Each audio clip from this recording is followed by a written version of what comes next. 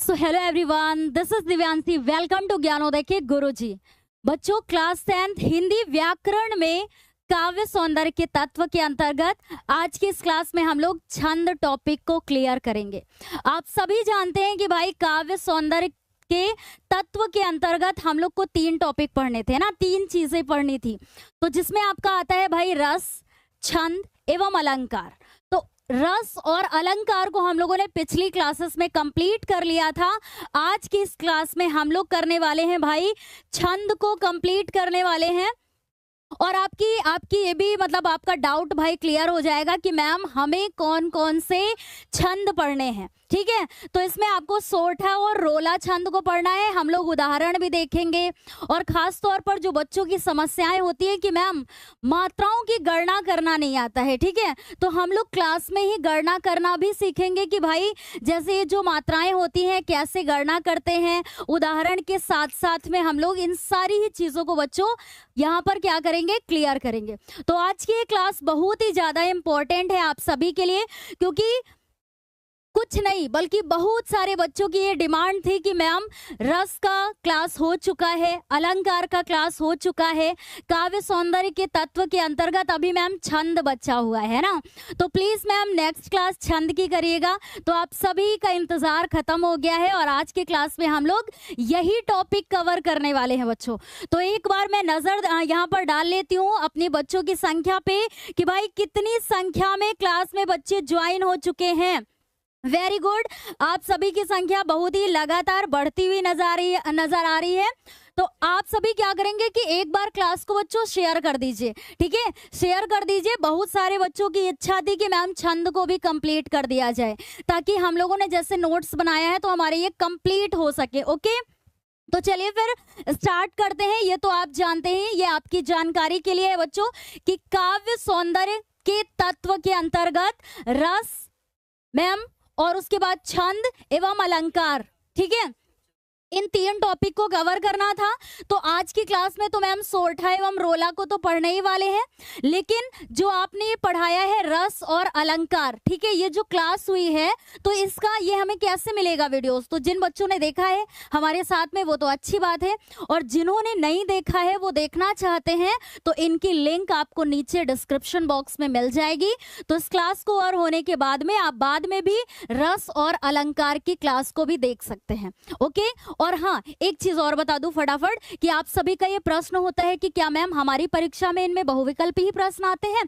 तो बिल्कुल वैसे ही प्रश्न आते हैं आपकी परीक्षा में जैसा कि हमारे द्वारा क्लास में कराया जाता है। ओके, तो हमारे यहाँ भी मतलब जैसे हम लोग अभी करेंगे, पहले छंद के टॉपिक को क्लियर करेंगे, कैसे मात्राओं की गणना करेंगे, मात्रा क्या होती है, वर्ण क्या होता है, चरण क्या होते हैं, इन सारी चीजों को, यति क्या होती है, सारी चीजों को कवर करेंगे। पहले कॉन्सेप्ट क्लियर करेंगे, देन उसके बाद बच्चों हम लोग प्रश्नों को भी करेंगे। ठीक है, आप सभी फिर इसका उत्तर करेंगे, लेकिन पहले हमारे साथ एक बार पूरी क्लास में अच्छे से चीजों को समझिएगा। देन उसके बाद जब आपको प्रश्न मिले तो उसके उत्तर करिएगा। और एक चीज, आप एक बुक नहीं, कॉपी, ठीक है, क्या करेंगे बच्चों, क्लास को स्टार्ट होने से पहले, टॉपिक को हम लोग स्टार्ट करने से पहले आपके पास जो ईमानदार बच्चे होंगे आपके पास एक कॉपी होनी चाहिए बच्चों। ठीक है, एक पेन भी होना चाहिए, क्योंकि आज की क्लास में हम लोग ऊपरी ऊपरी चीजों को नहीं पढ़ेंगे बल्कि डीप में चीजों को समझेंगे। कि बच्चों अगर एक बार आपने पूरी इस क्लास को देख लिया, छंद की क्लास को देख लिया, तो दोबारा से आपको कहीं और ढूंढ करके आपको जरूरत नहीं पड़ेगी कि मैम ये चीज हम लोगों ने इसमें नहीं पढ़ी थी तो ये कहाँ मिलेगा। ठीक है, मतलब कहने का मतलब है बच्चों कि सारी चीजें यहाँ पर हम लोग कवर करेंगे, हर एक चीज को बहुत ही बेहतर ढंग से समझेंगे। ठीक है, तो आपके पास कॉपी पेन होना चाहिए, आप चीजों को नोट करेंगे।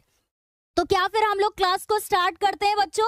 वेरी गुड, फायर इमोजी के साथ में बच्चे यहाँ पर दर्शा भी रहे हैं कि यस मैम क्लास को स्टार्ट किया जाए। ठीक है, तो हमारा टॉपिक है भाई छंद। अब एक चीज बात करते हैं कि भाई मैम जैसे एक प्रश्न बनकर के आता है कि छंद शब्द ये जो होता है इसका शाब्दिक अर्थ क्या होता है ना, इसका शाब्दिक अर्थ क्या होता है। तो आपको लिखा हुआ दिख रहा है कि मैम छंद का शाब्दिक अर्थ होता है बंधन। और यहाँ से एक प्रश्न आपके परीक्षा में बन करके आता है कि बन करके आ जाएगा कि भाई छंद का शाब्दिक अर्थ क्या होता है। तो आप क्या बोलेंगे कि मैम छंद का शाब्दिक अर्थ क्या होता है, बंधन होता है। आपने कॉपी में नोट कर लिया। चलिए आगे देखते हैं, एक चीज और क्या है इंपॉर्टेंट, जो ये कुछ पॉइंट्स हैं बच्चों, पहले इनको एक बार ध्यान से सुन लीजिएगा, ठीक है। छंद काव्य के प्रवाह को क्या करता है, लययुक्त बनाता है। लययुक्त मतलब तान या धुन में होता है, ठीक है, कोई ना कोई उसमें लय होती है, तान होती है, धुन होता है, ठीक है। और संगीतात्मक, संगीतात्मक मतलब इसको गा करके भी हम लोग प्रस्तुत करते हैं, ठीक है, छंद को, ठीक है। सुव्यवस्थित का अर्थ क्या होता है बच्चों, सुव्यवस्थित मतलब सही क्रम में लगाता है और उसे नियोजित करता है, ठीक है। तो आपने देखा कि मैम छंद काव्य के प्रवाह को क्या करता है, सुव्यवस्थित करता है, नियोजित करता है, संगीतात्मक बनाता है और क्या करता है, लययुक्त बनाता है। ओके, भले ये थोड़ा सा सुनने में आपको टफ लगे लेकिन इसका बिल्कुल साधारण सा मतलब है। अब एक चीज इंपॉर्टेंट है बच्चों, डबल यहां पर स्टार बनाइएगा और अपनी कॉपी में हाईलाइट करके नोट करिएगा कि छंद शब्द का सर्वप्रथम उल्लेख हमें ऋग्वेद में मिलता है। हमारे प्रीवियस ईयर के क्वेश्चन पेपर में ये प्रश्न आया था बच्चों कि उसमें पूछ लिया था कि छंद शब्द का सर्वप्रथम प्रयोग हमें कौन से वेद में मतलब मिलता है, ठीक है, कहां पर मतलब मिलता है। तो ये चीज 2024 के पेपर में पूछी हुई है बच्चों, ठीक है। तो आपने देखा कि मैम आपने बताया कि छंद शब्द का सर्वप्रथम उल्लेख ऋग्वेद में मिलता है, ठीक है। कौन से उसमें मिलता है भाई, ऋग्वेद में। तो परीक्षा में जैसे आपके प्रश्न आया और चारों वेदों के नाम लिख दिए भाई, है ना, ऋग्वेद और इसमें, तो जब आपको सर इसको चेंज करना है, ओके, ठीक है। तो इतनी बात आपको क्लियर हो गई है ना। तो आपने नोट कर लिया कि भाई हमें कहां मिलता है इसका ये प्रयोग, कहां मतलब मिलता है, सर्वप्रथम, ठीक है। तो किसमें मिलता है, ऋग्वेद में। अभी एक प्रश्न आपको मिलेगा आगे, ठीक है, इसीलिए कह रहे बच्चों ध्यान से सुनिएगा, ओके।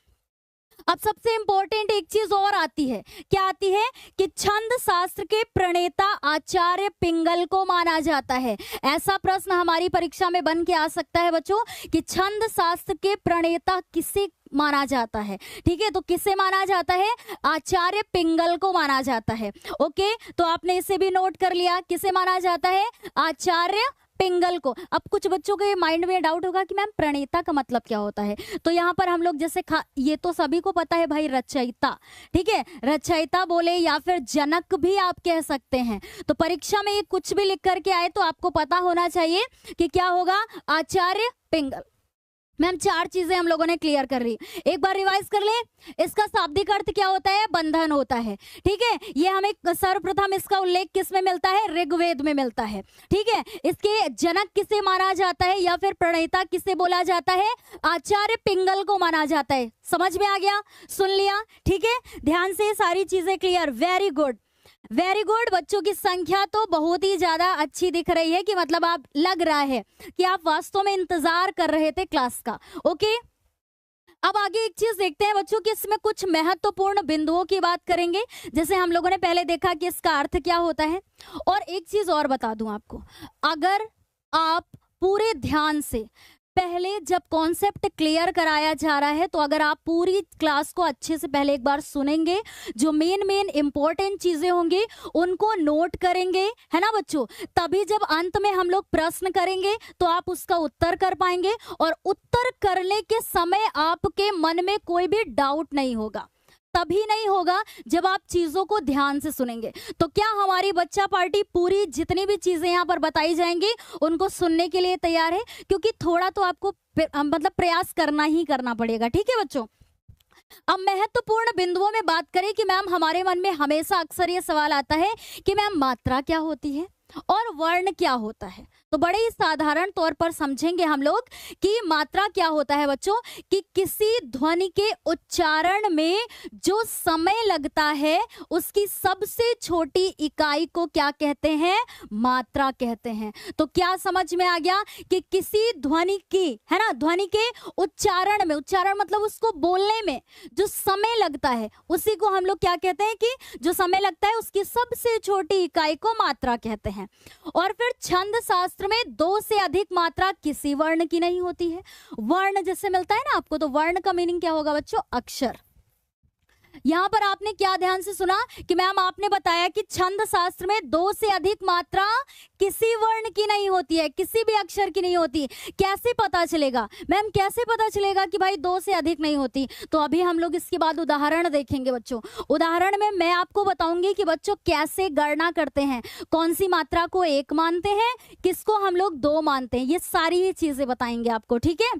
फिर है कि मात्रा स्वरों की होती है, व्यंजनों की नहीं होती है। स्वर में जैसे आपने देखा, स्वर तो जानते ही हैं क्या होता है, जैसे बड़ा आ, बड़ी ई, बड़ा ऊ, ये होते हैं ना, तो इनकी मात्राएं होती हैं। ये स्वर हमारे हो गए, ठीक है, स्वर हो गए। तो क्या है कि मात्रा स्वरों की होती है, व्यंजनों की नहीं होती है। व्यंजन में मैम जैसे क, ख, ग, घ ये आते हैं ना, तो इनमें मात्राएं नहीं होती हैं। तो इतनी चीज मैम क्लियर हो गई कि मात्राएं स्वरों की होती हैं, व्यंजनों की नहीं होती हैं। कैसे पता चलेगा? अभी थोड़ा सा इंतजार कीजिए, उदाहरण देखेंगे हम लोग। ओके, इतनी बात क्लियर हो गई। अब आपको ध्यान देना है कि भाई वर्ण के 2 भेद होते हैं। वर्ण यानी जो हमारे ये वर्ण होते हैं, अक्षर होते हैं, इनके 2 भेद होते हैं। कौन से मैम 2 भेद होते हैं? फटाफट जान लेते हैं। एक होता है वर्ण के 2 भेद, यानी पहला होता है ह्रस्व वर्ण और दूसरा होता है बच्चों दीर्घ वर्ण। क्या सुना? एक वर्ण होता है आपका ह्रस्व वर्ण और दूसरा क्या होता है? दीर्घ वर्ण। और छंद शास्त्र में मैम ह्रस्व वर्ण को लघु भी कहा जाता है और दीर्घ वर्ण को गुरु कहा जाता है। क्या सीखा कि भाई वर्ण के 2 भेद होते हैं, एक तो ह्रस्व वर्ण, दूसरा दीर्घ वर्ण। ह्रस्व वर्ण को छंद शास्त्र में लघु भी कहा जाता है और दीर्घ वर्ण को छंद शास्त्र में गुरु भी कहा जाता है। अब सबसे इंपॉर्टेंट चीज बच्चों कि इसका चिन्ह कैसा होता है, मतलब ये लघु जो होता है, लघु का चिन्ह कैसा होता है आपको दिख रहा है, ठीक है। लघु का चिन्ह कैसा होता है ये आपको दिख रहा है और गुरु का चिन्ह कैसा होता है मैम, ये इस तरीके का होता है। अभी हम लोग इनका प्रयोग भी करेंगे, जब उदाहरण करेंगे ना, देखेंगे तो इनका प्रयोग आएगा, तब आपके मन में बच्चों डाउट नहीं आएगा कि मैम ये है क्या, ठीक है। तो हम लोगों ने यहाँ पर भाई ये सीखा, क्या सीखा कि भाई छंद शास्त्र में 2 से अधिक मात्रा किसी की नहीं होती है। अभी उदाहरण में देखेंगे, मात्रा स्वरों की होती है, व्यंजनों की नहीं होती है। जैसे बड़ा आ, बड़ी ई, बड़ा ऊ, तो इनमें मात्रा होती है, व्यंजनों की नहीं होती है। जैसे का, खा, गा, घा, इनमें देखा तो इनमें मात्राएं नहीं होती हैं, ठीक है। और ये जो वर्ण होते हैं ये 2 इसके भेद होते हैं, ह्रस्व वर्ण, दीर्घ वर्ण। ह्रस्व वर्ण को लघु कहते हैं, दीर्घ वर्ण को गुरु कहते हैं। इसका चिन्ह कैसे होता है? इस तरीके का, यानी इसकी ये मात्रा हमें 1 मानी जाती है बच्चों, ठीक है, और गुरु की मात्रा क्या मानते हैं? 2 मानते हैं। समझ गए? इतनी बातें क्या आपने ध्यान से सुन ली हमारी बातें? ठीक है, चीजों को यहाँ पर जो आपको क्लियर किया गया है, वेरी गुड, वेरी गुड। अच्छा, कोई बच्चा कह रहा मैम एमसीक्यू नहीं होगा, इसीलिए तो कह रहे हैं पहले थोड़ा सा ध्यान से आपको जो कॉन्सेप्ट क्लियर कराया जा रहा है बच्चों। एमसीक्यू तो आप कई सारे कर लेंगे, ठीक है, लेकिन जब आपका कॉन्सेप्ट ही नहीं क्लियर होगा तो भाई कैसे आप कर पाएंगे? होगा जैसे ही हम लोग एक बार पूरे कॉन्सेप्ट को क्लियर कर लेंगे, फिर हम लोग बहुविकल्पी प्रश्नों को भी करेंगे, इंतजार करिएगा, ठीक है। अच्छा, पिछला यहाँ पर कोई भी डाउट नहीं है। अब हम लोग करेंगे कि भाई अच्छा आपके माइंड में क्या ये सवाल आया? जो अच्छे बच्चे होंगे, जो ईमानदार बच्चे होंगे, जो पढ़ाई करने वाले बच्चे होंगे, उनके मन में आया होगा कि मैम ने ये नहीं बताया कि मैम ह्रस्व वर्ण क्या होता है और दीर्घ वर्ण क्या होता है ना। तो ह्रस्व वर्ण क्या होते हैं कि जिनके उच्चारण में कम समय लगता है वो ह्रस्व वर्ण कहलाते हैं। उच्चारण में मतलब जिनको बोलने में, है ना, जिन्हें बोलने में कम समय लगता है उन्हें हम लोग ह्रस्व वर्ण कहते हैं, ठीक है। तो देखिए, जिन वर्णों के उच्चारण में कम समय लगता है उन्हें ह्रस्व वर्ण कहते हैं। और छंद शास्त्र में बच्चों इन्हें लघु भी कहा जाता है, ठीक है। लघु का भी चिन्ह भी हम लोगों ने देखा था, इसकी मात्रा 1 मानी जाती है। तो वही लिखा हुआ है बच्चों कि इनकी 1 मात्रा मानी गई है तथा इनका चिन्ह कैसा होता है ये आपको दिख रहा है, ठीक है। अभी देखा भी था हम लोगों ने। हिंदी में छोटा आ, छोटी ई, छोटा ऊ तथा ये री 4 लघु वर्ण हैं, कभी नहीं भूलेंगे। ह्रस्व वर्ण क्या होते हैं? जिनको बोलने में कम समय लगता है, ठीक है। और इनमें 4 ये हम लोगों ने भाई ये भी देखे कि छोटा आ, छोटी ई, छोटा ऊ और री, ये 4 लघु वर्ण होते हैं, ठीक है। और इनकी मात्रा कितनी मानी जाती है? 1 मानी जाती है। चिन्ह कैसा होता है? इस तरीके का होता है, इतनी बेहतर चीजें, इतनी डीप में चीजें बच्चों कहीं नहीं मिलेंगी आपको। और ये चीज यकीन मानिए कि अगर पूरी क्लास को ध्यान से एक बार आपने सुन लिया तो आपको छंद से संबंधित इससे अलग कुछ परीक्षा में नहीं मिलेगा बच्चों, ठीक है। इससे अलग आपको कुछ परीक्षा में नहीं मिलेगा, ये आप लिख करके रख लीजिए। आगे है कि दीर्घ वर्ण क्या होता है। तो दीर्घ वर्ण भी बड़ा सिंपल होता है, बताऊं।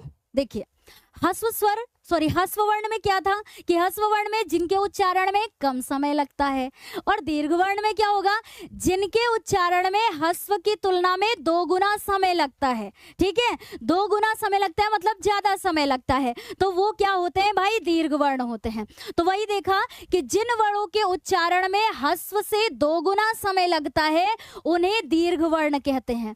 समझ में आ गई बच्चों इतनी बात। छंद शास्त्र में इन्हें गुरु कहा जाता है, और गुरु कहा जाता है। और गुरु का चिन्ह कैसा होता है, अभी आपने देखा बच्चों कि इनकी एक तो पहली बात की 2 मात्रा मानी जाती है, और इनका चिन्ह कैसा होता है, ये देखिए गुरु, ठीक है। इनका चिन्ह कैसा होता है, ये इस तरीके का होता है। और हिंदी में बड़ा आ, बड़ी ई, बड़ा ऊ, ओ, आओ आदि क्या होते हैं, दीर्घ वर्ण होते हैं। समझ में आ गई ना इतनी बात। देखिए एक बार रिवाइज कर लूं। ह्रस्व वर्ण में इसका चिन्ह, इसकी मात्रा कितनी मानी जाती है मैम, 1 मानी जाती है ह्रस्व वर्ण की। कैसा इसका चिन्ह होता है मैम, ऐसा होता है। दीर्घ वर्ण में संख्या कितनी मानी जाती है, 2 मानी जाती है। चिन्ह कैसा होता है, इस तरीके का होता है, ठीक है, ऐसा होता है, ऐसा दिख रहा है आपको, ठीक है। तो मेन यही है। इसमें क्या होता है कि मैम कम समय लगता है, ठीक है। ह्रस्व वर्ण में क्या होता है, कम समय लगता है, और दीर्घ वर्ण में क्या होता है मैम, 2 गुना समय लगता है। तो चीजें बहुत ही सिंपल है बच्चों, मैटर करता है कि आप कितना ध्यान केंद्रित करके सुन रहे हैं, है ना, कितना आप मन से चीजों को सुन रहे हैं। इतनी बात क्लियर हो गई। हाँ, इतनी बात क्लियर हो गई बच्चों। बड़ी मेहनत से आज की क्लास की जा रही है, क्योंकि मौसम खराब होने की वजह से या कुछ पता नहीं किसी वजह से इंटरनेट तो आ रहा है तभी क्लास हो पा रही है, लाइट नहीं आ रही है बच्चों, ठीक है। तो आपको, हाँ, आई थिंक हमारा ये फेस देख करके भी लग रहा होगा कि यस मैम आप सही कह रही हैं, ठीक है। हाँ, पसीना आपको दिख रहा होगा हमारे चेहरे पे, ठीक है। तो जब हमारे द्वारा इतनी मेहनत की जा रही है तो भाई बच्चे मेहनत से पढ़ क्यों नहीं सकते हैं। ओके, लास्ट में ना अभी क्वेश्चंस भी होंगे बच्चों, ठीक है। जो बच्चे कह रहे हैं ना कि मैम प्रश्न नहीं होंगे क्या, अब देखिए जैसे मैंने आपको बताया ना कि एक चीज और अभी आगे बढ़ने से पहले कर दूं भाई, क्लियर कर दूं, ठीक है। जल्दबाजी बिल्कुल नहीं करेंगे, चीजों में टाइम भले ही लगे लेकिन क्लियर होना चाहिए कि मैम जो आपने बताया कि ह्रस्व वर्ण जिनके उच्चारण में मतलब जिनको बोलने में कम समय लगता है, दीर्घ वर्ण जिनको बोलने में उससे 2 गुना समय लगता है, ठीक है। तो अब जब आप जैसे कंफ्यूज है तो आप बोल के देख लीजिए। जैसे ह्रस्व वर्ण में ऐसे बोलते हैं ना, अ ई ओ ऐसे बोलते हैं, कम समय लग रहा है, लेकिन बड़ा आ बड़ी जब बोलते हैं तो बोलते हैं आ ई ऊ, ऐसे बोलते हैं ना। तो ह्रस्व वर्ण में बोला कि भाई अ ई ऊ ऐसे करके बोलते हैं, उसमें उसका 2 गुना समय लग गया। बड़ा आ ऐसे बोलते हैं, आ ई ऊ ऐसे बोलते हैं ना, इस तरीके से। समझ में आ गया। तो इसीलिए बोला गया है कि भाई 2 गुना समय, ठीक है। इसकी मात्रा ही क्या मानी जाती है, डबल मानी जाती है। अच्छा, अभी क्या करेंगे बच्चों ना, जब हम लोग उदाहरण देखेंगे तो मैं आपको गणना करना मतलब साथ में ही बताएंगे बच्चों, गिनना भी बताएंगे आपको, ठीक है। उसके पहले आपको कुछ इसके गणना के नियम है बच्चों, उनको जानना चाहिए। तो आप यहाँ पर प्रॉमिस कीजिए कि मैम जो भी आप गणना के नियम बताएंगी पहले हम उनको ध्यान से सुनेंगे, फिर जब आप उदाहरण में बताएंगी तो हम लोग उसको अप्लाई भी करेंगे, मतलब देखेंगे क्या हमारा ये जानना सही वहां पर साबित हो रहा है ना। तो अभी चीजों को ऐसे भी क्लियर करेंगे। तो देखिए लघु गुरु तथा मात्राओं की गणना के नियम क्या होता है, कैसे होता है, देखिए फटाफट देखिए। छोटा आ, छोटी ई, छोटा ऊ, री, ये 4 स्वर लघु होते हैं। ये स्वर होते हैं ना, ये क्या होते हैं भाई, ये लघु होते हैं, ठीक है, लघु होते हैं। लघु जिनका चिन्ह कैसा होता है मैम, इस तरीके का होता है। संख्या कितनी मानी जाती है, 1 मानी जाती है, ठीक है। अभी देखिए, और इनकी 1 मात्रा होती है, वही बात। फिर बड़ा आ, बड़ी ई, बड़ा ऊ, ए, आए, ओ, आओ, ये स्वर क्या होते हैं, गुरु, ठीक है, ये गुरु हैं और इनकी 2 मात्राएं मानी जाती हैं। चिन्ह कैसा होता है, इस तरीके का, और मात्राएं कितनी मानी जाती हैं भाई, 2 मानी जाती हैं। समझ में आ गई?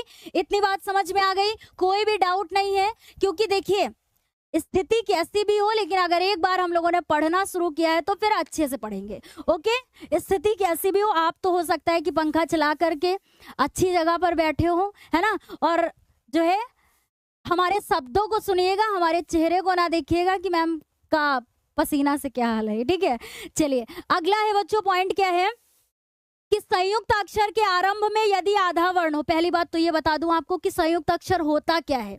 संयुक्त अक्षर क्या होता है बच्चों? जो कि दो वर्णों से मिलकर के बनता है। कैसे? जैसे हम लोग, जैसे मान लीजिए लिखते हैं ना रक्त, है ना, क्या लिखते हैं? रक्त। अब आपने देखा कि मैम यहाँ पर एक आधा अक्षर है और एक पूरा अक्षर है। ठीक है, पूरा अक्षर है, यानी संयुक्त अक्षर ऐसे हो गया कि जैसे कोई एक आधा है और एक क्या है? पूरा है। तो ये दो वर्णों से मिलकर के बना है। आई थिंक समझ पा रहे होंगे आप।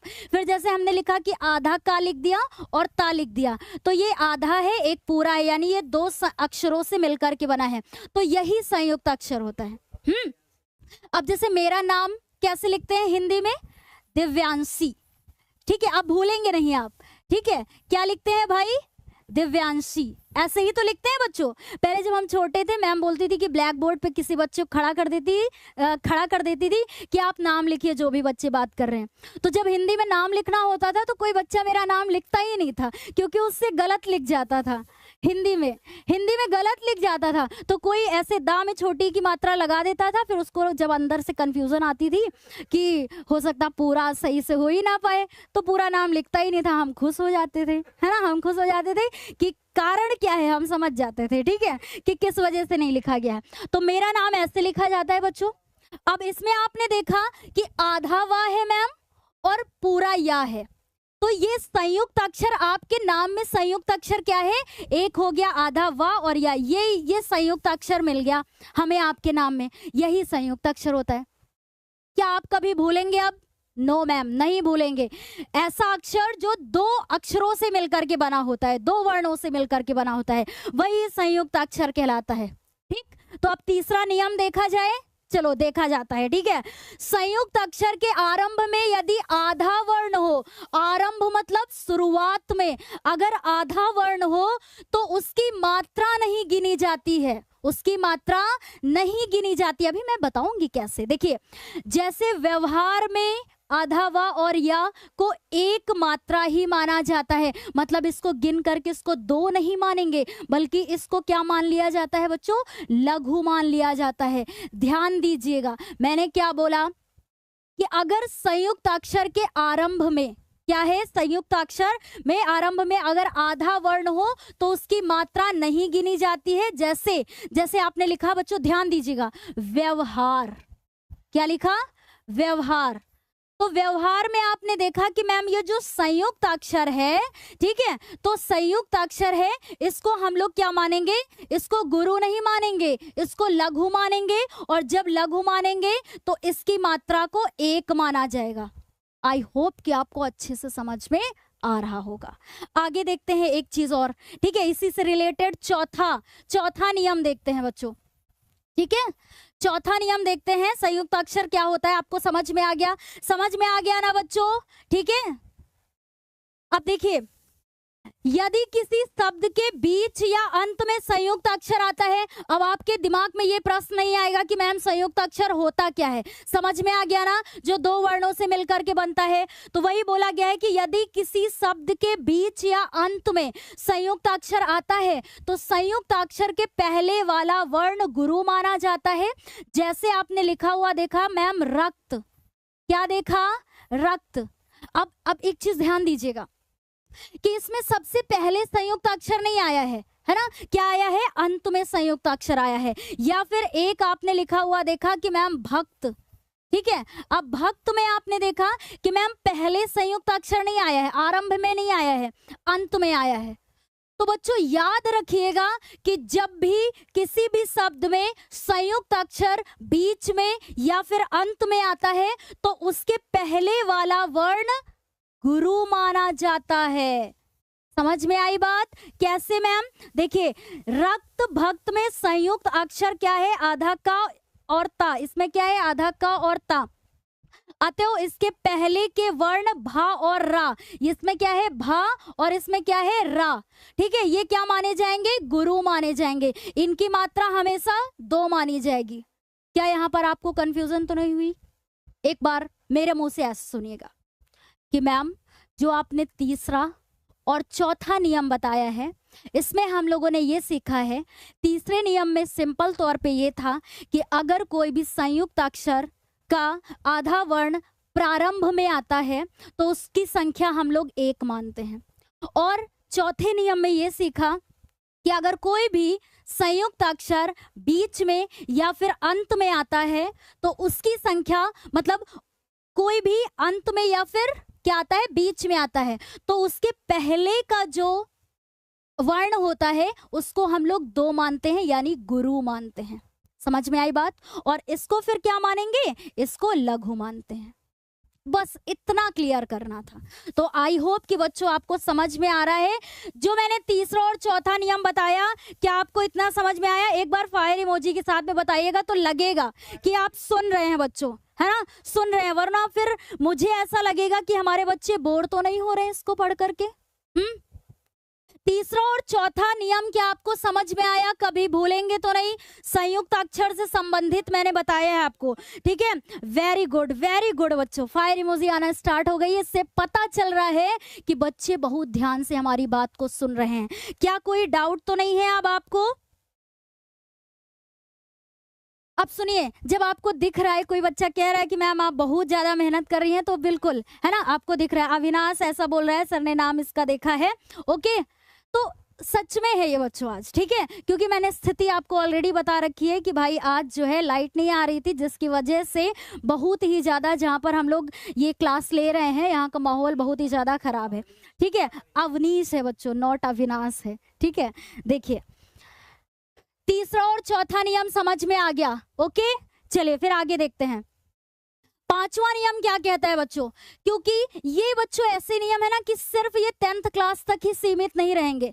आप 11th 12th और आगे चल के किसी भी कंपटीशन लेवल की अगर आप तैयारी भी करते हैं, उसमें भी आपको ये काम आएगा। तो सिर्फ ये मान के ना चले कि हम 10th क्लास तक सीमित रखेंगे इसको, है ना, आपको आगे भी यूजफुल होगा। तो इसीलिए ये जो हम लोग मात्राओं की गणना करने के नियम देख रहे हैं, ये बहुत इंपॉर्टेंट है आपके लिए। अब पांचवा आपने देखा कि अनुस्वार और विसर्ग। अब पहले तो आपके माइंड में आएगा कि मैम अनुस्वार होता क्या है, तो मैं आपको बता दूं, ये जो बिंदु लगाते हैं ना हम लोग, जैसे लिखते हैं अंत, बिंदु लगाया, है ना, या लिखते हैं अंगूर, है ना, बिंदु लगाते हैं, या कोई भी ऐसा शब्द लिखते हैं जिसमें हमें ये बिंदु मिलती है बच्चों, है ना, यही तो क्या कहलाता है, अनुस्वार कहलाता है। तो कभी नहीं भूलेंगे, है ना, ये जो हम लोग अंक की बिंदु लगाते हैं यही अनुस्वार होता है, ठीक है। और विसर्ग क्या होता है बच्चों? विसर्ग, हाँ, विसर्ग क्या होता है? देखिए, ये 2 बिंदु लगाते हैं ना, इस तरीके से ऐसे लगाते हैं ना, इसको हम लोग विसर्ग कहते हैं। इसका ज्यादातर यूज हमें संस्कृत में मिलता है, ठीक है, संस्कृत में मिलता है। तो हम लोगों ने पांचवा नियम पढ़ने से पहले हम लोगों ने देख लिया कि भाई अनुस्वार क्या होता है, विसर्ग क्या होता है। देखिए, अनुस्वार और विसर्ग के पहले यदि लघु वर्ण हो, लघु वर्ण मतलब जैसे जैसे मैंने बताया ना कि लघु किसको बोलेंगे, जो ह्रस्व वर्ण होंगे, जिनके उच्चारण में, जिनको बोलने में कम समय लगता है, ओके। तो अनुस्वार और विसर्ग के पहले यदि कोई लघु वर्ण हो तो उसे गुरु मान लिया जाता है। क्या मान लिया जाता है? गुरु मान लिया जाता है। गुरु की संख्या कितनी होती है? 2। लघु की संख्या कितनी होती है? 1, ठीक है। सर मैम से कह दीजिएगा पानी के लिए, ठीक है। जैसे जैसे आपने लिखा हुआ देखा कि बच्चों अंत और वसंत, ठीक है, अंत और वसंत। अब शब्दों में अ और स के बाद अनुस्वार आया है, ठीक है। कैसे आ और स के बाद आया है अनुस्वार? देखिए, बोल के देखिए, अंत, आ के बाद ना आ रहा है, ठीक है, तो अंत। और बसंत बोल करके देखिए, बसंत, सा के बाद ना आ रहा है, ठीक है। तो यहां पर हम लोग क्या बोलेंगे कि मैम जहां भी अनुस्वार और विसर्ग के पहले यदि लघु वर्ण होगा तो उसे गुरु मान लिया जाएगा। जैसे अंत, बसंत में क्या है कि शब्दों में आ और सा के बाद अनुस्वार है। अनुस्वार मतलब ये बिंदु है, ठीक है, ये बिंदु है। इसीलिए अनुस्वार के पहले वर्ण को गुरु माना जाएगा। इसीलिए जैसे अंत लिखा है ना बच्चों, अंत, ठीक है, और जैसे क्या लिखा हुआ दिख रहा था हमें, वसंत, है ना, यही तो था बसंत, ठीक है। तो यहाँ पर इसको हम लोग क्या मानेंगे, इसको क्या मानेंगे, यहाँ पर गुरु मानेंगे, और इसमें यहाँ पर इसको क्या मानेंगे, हम लोग गुरु मानेंगे। समझ में आ रहा है? ठीक है, कोई भी डाउट नहीं है? पांचवा नियम भी क्लियर हो गया। तो देखिए ये क्लास होने के बाद, या फिर हो सकता है कि कोई कोई बच्चे ना इसको साथ में भी नोट कर सकते हैं बच्चों, ठीक है, इसको साथ में भी नोट कर सकते हैं। इसीलिए अनुस्वार के पहले वर्ण को क्या माना जाएगा, गुरु माना जाएगा। अगला नियम देख लेते हैं बच्चों कि किसी लघु वर्ण के बाद, मतलब किसी भी लघु वर्ण के बाद अगर अनुस्वार के स्थान पर चंद्र बिंदु हो तो, यानी अनुनासिक हो, इसको क्या बोलते हैं, अनुनासिक। तो ये जो बिंदु लगी होती है इसको अनुस्वार बोलते हैं, और जो ये चंद्र बिंदु होती है बच्चों इसको अनुनासिक बोलते हैं, ठीक है। तो वही बताया गया है कि यदि लघु वर्ण के बाद अनुस्वार के स्थान पर यदि चंद्र बिंदु हो तो वह लघु वर्ण गुरु नहीं माना जाता है। तो वो जो लघु वर्ण होता है वो गुरु नहीं माना जाएगा। जैसे हंस में ह के बाद अनुस्वार है, बोल के देखिए, हंस, ह के बाद बिंदु का उच्चारण हो रहा है यानी ना आ रहा है ना, तो यही तो बोलेंगे कि हंस में ह के बाद अनुस्वार है यानी बिंदु है, तो यह ह तो गुरु माना जाएगा। क्या है कि ये जो ह है वो क्या माना जाएगा, गुरु माना जाएगा। गुरु का मतलब हो गया कि मैम इसकी मात्रा 2 मानी जाएगी, ठीक है। परंतु हंसी में देखिए चंद्र बिंदु है, ठीक है, चंद्र बिंदु है, तो यहाँ पर ह के बाद चंद्र बिंदु है, तो यह गुरु नहीं माना जाएगा, बल्कि इसे क्या माना जाएगा बच्चों, लघु माना जाएगा। और लघु की संख्या क्या होती है, 1 होती है। क्या आपको 5 और 6 नंबर नियम में कोई भी कंफ्यूजन है बच्चों, है ना, नहीं है ना, बिल्कुल। तो अभी इसलिए कहा कि बच्चों एक बार इनको, इस चीज को आप समझ लीजिए, है ना, इस चीज को आप समझ लीजिए, तब जब आप प्रश्नों को करेंगे तो आपको और अच्छे से समझ में आएगा। ओके, चलिए थोड़ा सा 2 और नियम है, बस 2 नियम और है जो इंपॉर्टेंट है आपके लिए। क्या है मैम, 7वां नंबर क्या नियम कहता है कि, अरे वाह, इसमें एग्जाम्पल बहुत अच्छा बताऊंगी आपको, ठीक है। हलंत के पहले का लघु वर्ण भी गुरु माना जाता है। हलंत, जैसे कोई भी अक्षर लिखा है, हलंत लगा हुआ है, और जब भी हलंत लग जाता है, बहुत बहुत धन्यवाद, लाइट आ गई बच्चों, तुरंत आई है जस्ट अभी, तो अब और अच्छे से अभी पढ़ाई होने जाए, मतलब होगी इसके बाद, ठीक है। इसके बाद जो है थोड़ा सा एसी का रिमोट मैं दे देती हूँ सर को, हाँ सर ऑन कर दीजिए फटाफट, ठीक। देखिए अब और अच्छा माहौल होगा तो और भी अच्छे से पढ़ाई होगी, ठीक है। देखिए हलंत के पहले का लघु वर्ण भी गुरु माना जाएगा। कोई भी मान लीजिए वर्ण लिखा है ना, जैसे ना लिखा है इसमें हलंत लगा दिया, ठीक है। या जैसे मान लीजिए यहाँ पर लिखा हुआ है कि कोई भी जैसे ता लिखा हुआ है तो इसमें हलंत लगा दिया। तो जब भी किसी भी वर्ण में बच्चों हलंत लग जाता है तो उसका मतलब हो जाता है कि वो आधा हो गया, ठीक है। जैसे सर का नाम लिखते हैं ना हम लोग, जैसे शिवम लिखेंगे तो कैसे लिखते हैं, सही तरीका शिवम लिखने का होता है ऐसे, ठीक है। माँ में क्या लग गया भाई, हलंत लग गया। हलंत जानते हैं ना, यही ये चिन्ह होता है हलंत का बच्चों। थोड़ा मैंने पास में दूर, ठीक है, दूर लगा दिया, हाँ। अच्छा मैम, संयुक्त अक्षर में आपने अपने नाम में बताया था कि संयुक्त अक्षर कहाँ आता है, और हलंत में, ठीक है, हलंत में क्या हुआ कि आपने सर का नाम लिख के बता दिया। और आपने सुना कि बच्चों जब हम लोग किसी भी वर्ड में ऐसे हलंत लग जाते हैं तो इसका मतलब हो जाता है कि वो आधा हो गया। तो 7वां नंबर नियम जो है वो कहता है कि हलंत के पहले का लघु वर्ण भी गुरु माना जाएगा। कि अगर मान लीजिए कोई भी ऐसा वर्ण है जिसमें हलंत लगा हुआ है तो इसके पहले का वर्ण क्या माना जाएगा, गुरु माना जाएगा। गुरु की संख्या कितनी होती है, 2 होती है, लघु की संख्या 1 होती है, ठीक है। तो जैसे श्रीमन, जैसे आपने क्या लिखा हुआ देखा बच्चों, श्रीमन ऐसे लिखते हैं ना में क्या लग गया, हलंत लग गया। तो इसमें क्या है कि माँ है, मतलब ये ना के पहले क्या है, माँ है, और माँ गुरु माना जाएगा, मतलब इसको हम लोग 2 मानेंगे, गुरु मानेंगे। गुरु की संख्या 2 होती है। समझ में आ गई इतनी बात। चूंकि ना में स्वर नहीं है अतः ना की मात्रा नहीं गिनी जाएगी, ठीक है। तो इसको फिर हम लोग 1 मान लेंगे। ये उदाहरण में हम लोग अभी जब देखेंगे ना, अप्लाई करेंगे, तब आपको लगेगा कि मैम ने इतने सारे नियम क्यों बताए हैं। आप क्लास एंड होने के बाद भी एक बार इस क्लास को देखिएगा, सारे नियम को नोट करिएगा बच्चों। यकीन मानिएगा कि सिर्फ टेंथ क्लास तक आपके लिए ये सीमित नहीं रहेगा, आपको आगे भी हेल्पफुल होगा ये, ठीक है। हाँ, कोई भी कंपटीशन एग्जाम या 11th 12th में भी आप इन सारी चीजों को पढ़ेंगे बच्चों, ठीक है, तो ये आपके लिए हेल्पफुल है। ओके बच्चों, तो 7वां नंबर नियम क्या बच्चों को समझ में आ गया? समझ में आ गया? कोई भी दिक्कत नहीं है, no problem ma'am, yes very good, ठीक है। पूरा प्रयास तो यही किया जा रहा है कि बच्चों के अंदर कंफ्यूजन। देखिए लास्ट बच्चों, लास्ट यहाँ पर क्या है? नियम है, सिर्फ लास्ट है, इसको जरूर ध्यान से सुनिएगा, इस नियम में स्टार बनाइएगा। क्या मैम?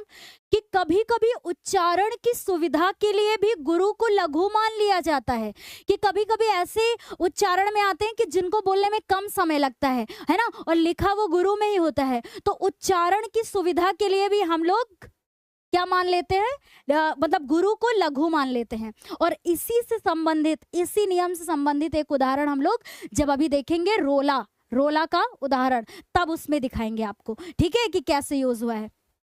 तो आई होप बच्चों कि आपको ये सारे ही नियम एक बार अच्छे से समझ में आ गए। सबसे पहले हम लोगों ने देखा कि भाई छंद क्या होता है, फिर उसके बाद मैम मात्रा या वर्ण क्या होता है, फिर ह्रस्व वर्ण या दीर्घ वर्ण क्या होते हैं, फिर हम लोगों ने सारे ही यहाँ पर क्या किए? गणना के नियम देखे कि मात्राओं की गणना कैसे करते हैं। अब देखिए, अब एक चीज और बच्चों, जो कि इतनी मेहनत करने के बाद मैंने बीच में एक बार भी नहीं बोला, मुझे ध्यान ही नहीं आया, ठीक है, ध्यान ही नहीं आया कि भाई कितने बच्चों ने क्लास को लाइक किया है। तो जिन्होंने लाइक नहीं किया है, उन 1500 बच्चों के लिए जिन्होंने बिन बोले, ठीक है, बिन बोले अपना कर्तव्य निभाया है, उनको भाई बहुत बहुत धन्यवाद, है ना, क्योंकि वो समझते हैं कि भाई एक क्लास को करने में कितनी मेहनत होती है, ठीक है। तो जिन्होंने, जो अभी प्रेजेंट टाइम में मौजूद है भाई इस क्लास में, वो तुरंत फटाफट क्या कर दे? लाइक कर दे। ओके, चलिए आप देखेंगे कि भाई मैम अभी हम लोगों ने नियम देख लिए, लास्ट थोड़ी सी चीज और देख लेते हैं कि चरण या फिर पाद क्या होता है। तो छंद में प्रायः 4 पंक्तियां होती हैं। कितनी पंक्तियां होती हैं? चरण, इसमें छंद में 4 पंक्तियां होती हैं। कितनी होती हैं? 4 पंक्तियां होती हैं। इन्हीं में से एक पंक्ति को चरण कहते हैं भाई। जैसे एक एक पंक्ति, ये क्या हो गया? ये पहला चरण हो गया, ये दूसरा चरण हो गया, ये तीसरा चरण हो गया, और ये चौथा चरण। थोड़ा अच्छे से नहीं बनाए क्या? मैं अच्छे से बताऊं?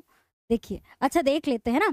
देखिए, एक पहला चरण, दूसरा चरण, तीसरा चरण, चौथा चरण, ठीक है। ये पहला चरण हो गया, दूसरा हो गया, तीसरा हो गया और चौथा हो गया। अच्छा, पहला और तीसरा क्या कहलाता है? देखिए, पहले व तीसरे चरण को विषम चरण कहते हैं। मैथ्स तो पढ़ते ही हैं आप, क्यों विषम बोलेंगे पता है आपको, है ना। तो पहले व तीसरे चरण को बच्चों विषम चरण कहते हैं। क्या कहते हैं? विषम चरण कहते हैं। समझ में आ गया मैम? कभी नहीं भूलेंगे कि भाई छंद में 4 चरण होते हैं, पहले व तीसरे चरण को विषम चरण कहते हैं। अब फैन ऑफ कर दीजिए सर, ठीक है। और दूसरे और चौथे चरण को सम चरण कहते हैं। क्या कहते हैं? दूसरे और चौथे चरण को सम चरण कहते हैं। ये देखिए, दूसरे व चौथे चरण को सम चरण कहते हैं। समझ में आ गया कि भाई चरण क्या होता है? मैम 4 चरण होते हैं, 4 चरण होते हैं, 1 2 3 4। पहले तीसरे को विषम चरण, दूसरे चौथे को सम चरण। Everything is clear? क्योंकि पसीना भाई सूख चुका है चेहरे का, है ना। लाइट चली भी गई, जैसे ही कहा तुरंत आ भी गई, ठीक है। आज आपको भाई इतना तो पता चल रहा होगा कि मैम के घर में कब आज लाइट आ रही है, कब जा रही है, ठीक है, कि मैम पूरी जानकारी दे रही हैं इतनी दूर रहते हुए भी।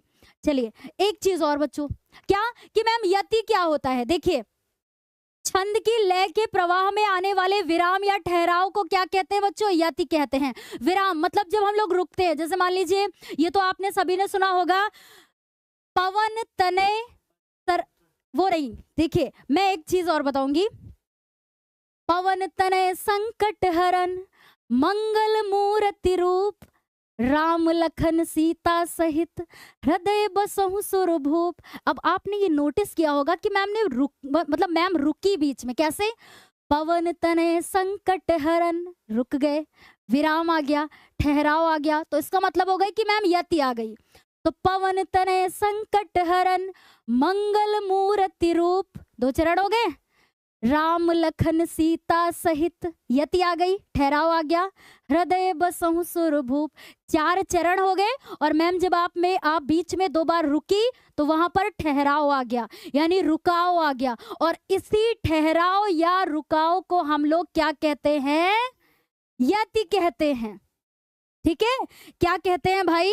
यति कहते हैं। अब मैम ये तो कभी नहीं बोलेंगे कि यति क्या होता है, ये उदाहरण याद रखिएगा। ठीक है, आज 4 बार बोलिएगा। पवन तनय संकट हरन मंगल मूर्ति रूप, राम लखन सीता सहित, हृदय बसहु सुरभूप। इसमें आपने देखा ना, जब मैं बीच में रुकी, यानी ये जैसे ये बीच में आता है ना बच्चों, इन चरण के बाद में ऐसे कहीं कहीं आपको इस तरह ना लिख करके मिलता है, ऐसे मिलता है। जैसे पवन तनय संकट हरन, यति आ गई, मंगल मूर्ति रूप, है ना, फिर राम लखन सीता सहित रुक गए, विराम आ गया, हृदय बसहु सुरभूप, ऐसे 4 चरण हो गए, बीच में ठहराव भी आ गया। ठीक, समझ में आ गया? समझ में आ गया भाई? चलिए, वेरी गुड।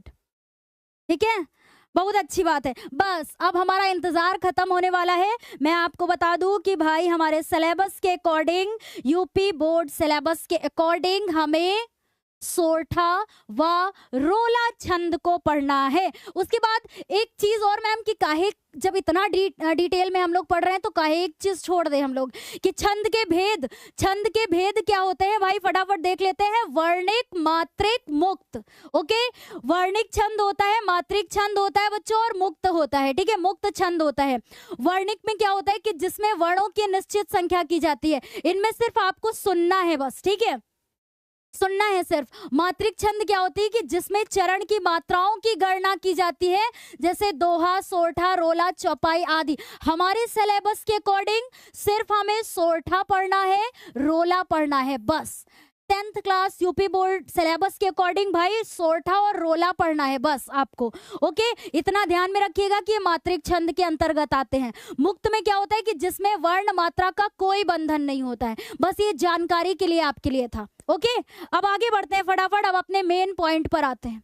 मैम आज तो बड़ी सारी चीजें सीख ली, छंद क्या होता है, मात्रा क्या होता है, वर्ण क्या होता है, इसके भेद कौन से होते हैं, ह्रस्व वर्ण क्या होता है, दीर्घ वर्ण क्या होता है, यहाँ तक कि मात्राओं की गणना कैसे करते हैं वो भी सीख लिया। अब आते हैं कि भाई सोरठा छंद क्या होता है मैम। ठीक है, सोरठा छंद क्या होता है देख लेते हैं। तो सोरठा छंद के पहले व तीसरे चरण में 11-11 मात्राएं तथा दूसरे व चौथे चरण में 13-13 मात्राएं होती हैं। अभी हम लोगों ने देखा था कि मैम छंद में 4 चरण होते हैं। क्या होता है भाई कि मैम छंद में 4 चरण होते हैं। पहले व तीसरे चरण में 13-13 मात्राएं। ठीक है, यही तो देखा। अरे सॉरी बच्चों, ये मिस्टेक ना करिएगा, 13 नहीं 11-11 मात्राएं। ठीक है, 11-11 मात्राएं। फिर दूसरे व चौथे चरण में कितनी 13-13 मात्राएं। ठीक है, और ऐसा प्रश्न भी कई बार पूछा गया है बच्चों। कैसे कि मैम, जैसे मैम नहीं वहां लिख करके आएगा, मतलब ऐसे आएगा बच्चों कि सोरठा छंद के पहले व तीसरे चरण में, यानी विषम चरण में, पहला और तीसरा चरण विषम ही तो कहलाता है। ठीक है, तो विषम चरण में यानी पहले और तीसरे चरण में 11-11 मात्राएं होती हैं। दूसरे व चौथे चरण में 13-13 मात्राएं होती हैं। समझ में आ गई इतनी बात? ठीक है, तो सोरठा छंद में बस इतना ध्यान में रखना है कि मैम आपने बताया कि इसके पहले व तीसरे चरण में 11-11, दूसरे व चौथे चरण में 13-13 मात्राएं होती हैं। जो बच्चे पहली बार भी पढ़ रहे होंगे ना, वो 2 बार अगर बोलेंगे कि मैम पहले तीसरे चरण में 11-11, दूसरे चौथे चरण में 13-13 मात्राएं। ठीक है, ओके। अब क्या उदाहरण इसका देख लिया जाए।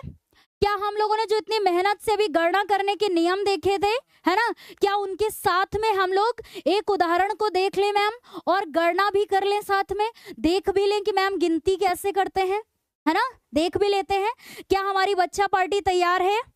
यस, ओके, देखिए परिभाषा में तो आपने इतनी चीज देख ली, और इस सिर्फ आपके लिए परिभाषा नहीं है बच्चों, यहाँ से एक बहुविकल्पी प्रश्न है आपका ये, ठीक है। देखिए उदाहरण में आपने देखा, जो सुमिरत सिद्ध होई, गणनायक करिवर बदन, करहु अनुग्रह सोए, बुद्धि राशि शुभ गुण सदन। 1 2 3 4, 4 चरण। पहला ये आपका हो गया फर्स्ट, पहला चरण। ये आपका हो गया दूसरा चरण। ये आपका हो गया तीसरा चरण। ये आपका हो गया चौथा चरण। पहले चरण में 11 मात्राएं, तीसरे चरण में 11 मात्राएं, दूसरे व चौथे चरण में 13 मात्राएं। वही चीज तो हुई है ना। अब देख लेते हैं कि मैम 11 मात्राएं कैसे गिनते हैं, है ना, कैसे गणना करेंगे। तो हमारे साथ में एक बार करिए। तैयार हैं आप सभी? करिए, ठीक है। आप सभी तैयार हैं? मेरे साथ करिए, ठीक है। अब आपका जोश हाई होना चाहिए कि मैम आप अप्लाई करने जा रहे हैं, हम लोग, है ना, आप अप्लाई करने जा रहे हैं कि भाई इतनी देर से इतना बड़ा था तो आप देख भी तो लूं। देखिए इसको देखिए, जो बोलने में क्या आ रहा है, मतलब ये इसे हम लोग क्या बोलेंगे, दीर्घ वर्ण बोलेंगे। तो जब दीर्घ वर्ण है बच्चों तो इसे हम लोग क्या मानेंगे, गुरु मानेंगे, ठीक है। अब यहाँ पर आपने देखा छोटे ऊ की मात्रा है यानी ह्रस्व वर्ण है, तो इसको हम लोग भाई क्या मानेंगे, लघु मानेंगे, ठीक है। इसको भी लघु मानेंगे क्योंकि छोटी ई की मात्रा है ना, ह्रस्व वर्ण है। अब देखिए ये क्या है, इसको भी हम लोग लघु मानेंगे, इसको भी लघु मानेंगे, ये भी लघु होगा बच्चों, ये भी लघु होगा, ठीक है। सी बोलने में अगर बड़ी ई की मात्रा होती सी तो फिर हम लोग गुरु मानते, लेकिन सा में छोटी की मात्रा है इसीलिए लघु मानेंगे, इसको भी लघु मानेंगे। होई है ना, हो ओ की मात्रा है, गुरु मानेंगे, दीर्घ वर्ण है, इसको क्या मानेंगे, लघु मानेंगे। तो दो चीजों को हम लोगों ने क्या माना भाई, गुरु माना, ठीक है। अब देखिए काउंट करते हैं, तो गुरु को कितनी संख्या मतलब गिनते हैं उसको हम लोग 2, और लघु को बच्चों 1। तो गिनिए जरा, देखिए 2 3 4 5 6 7 8 9 10 11 मात्राएं आ गई, ठीक, कोई भी दिक्कत नहीं है बच्चों। दूसरे वाले में देखें, देखिए छोटा है ना ग, तो क्या बोलेंगे, लघु, इसको भी लघु। ये क्या है, बड़ा है ना, बड़ा ना है ना, दीर्घ वर्ण है ना, तो इसको गुरु मानेंगे, गुरु मान लिया। लघु लघु, समझ में आ रही बात। इसको क्या मानेंगे भाई, लघु, इसको भी लघु मानेंगे, लघु मानेंगे, लघु मानेंगे, ठीक है। ये भी लघु होगा, लघु होगा, लघु होगा, क्योंकि ये क्या है भाई, ह्रस्व है, मतलब यहाँ पर इनको हम लोग लघु मानेंगे, ठीक है। काउंट करिए, लघु को हम लोग 1 मात्रा मानते हैं, गुरु को हम लोग 2 मात्राएं मानते हैं। तो देखिए 1 2 3 4 5 6 7 8 9 10 11 12 13 मात्राएं आ गई मैम, ठीक है, 13 मात्राएं आ गई। उसके बाद है अगला क्या है कि करहु अनुग्रह सोए में देखिए क्या 11 मात्राएं हैं, तो देखिए का में क्या है, लघु है, यहाँ भी लघु है, ठीक है। अब हाँ में छोटे ऊ की मात्रा लगी है मैम, तो लघु मानेंगे इसको।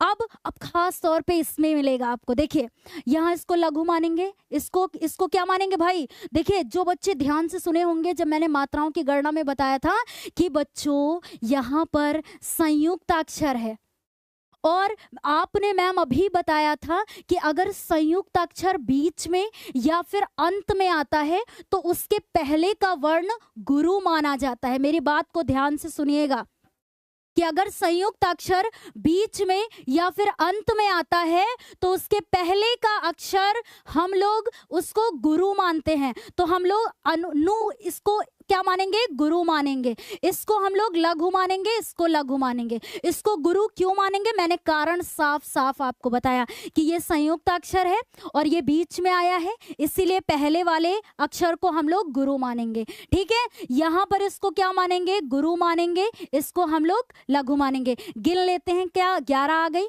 तो 1 2 3 4 5 6 7 8 9 10 11 मात्राएं आ गई।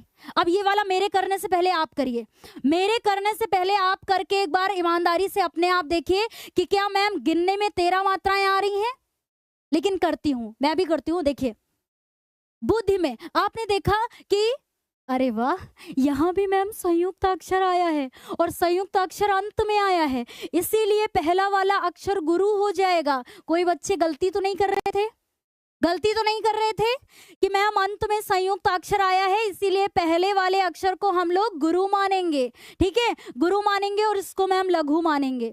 फिर यहाँ पर राशि को तो गुरु ही मानेंगे, रा बड़ा है, ये इसको हम लोग लघु मानेंगे, इसको लघु एंड लघु, ये भी लघु लघु लघु लघु लघु, ओके लघु बोलते हैं।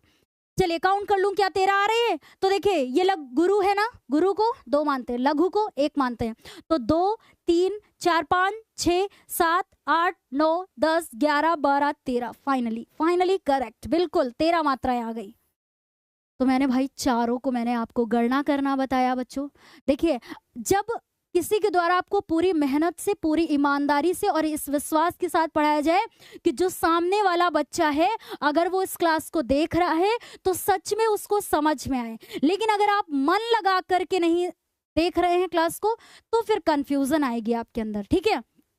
इससे ज्यादा पूरा प्रयास, मेरा जितना बेहतर प्रयास हो सकता है उसके द्वारा मैंने आपको बताया कि बच्चों जब भी गणना करिएगा उन नियम को ध्यान में रखिएगा, वो सिर्फ 10th क्लास तक ही सीमित नहीं है बल्कि आगे भी आपके लिए काम आएंगे। अच्छा, क्या ये गणना करने के बाद हमारे बच्चों को अच्छा लगा? देख लेते हैं। अरे वाह, very good, 13, yes good, very good, ठीक है। प्रिंस यादव ये भी लिख रहा है, ठीक है, वेरी गुड बच्चों, ठीक है। अभी हम लोग बहुविकल्पी प्रश्न करेंगे ना तब फिर मजा आएगी बच्चों, है ना, वेरी गुड।